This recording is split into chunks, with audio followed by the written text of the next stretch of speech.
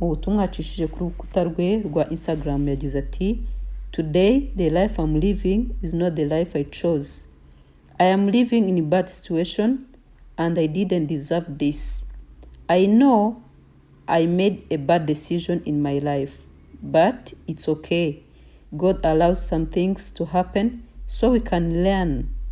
I have learned a lot. No man will ever lie to me again to destroy my life.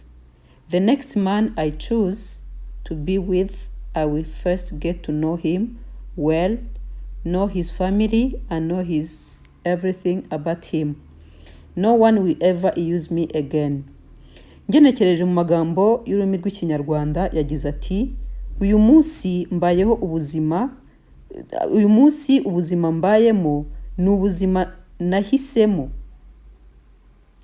Ni ubuzima ntahisemo. Mbayeho ubuzima bubi, mbayeho muri situation itari nziza. Ngo kandi ntabwo rwose mbikwiriye. Ntabwo nkwiriye ibi bintu. Ndabizi nahisemo nabi mu buzima ariko nta kibazo. It's okay.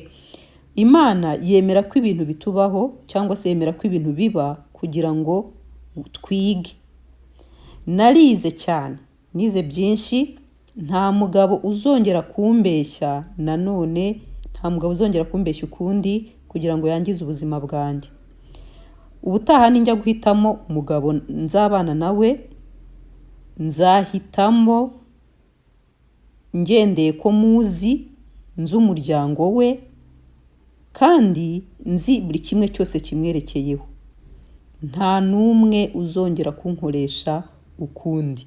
Aya ni amagambo abantu benshi babonye ku rukuta rwe akiyandika. Abantu benshi bacitse igikuba baragira bati none se aka kanya Vestine yaba agiye gutandukana cyangwa se yaba yamaje gutandukana n'umugabo we bashakanye mu mategeko ndetse n'imbere y'Imana Idrissa Jarike Ouedraogo. Abantu benshi rero batunguwe aho bamwe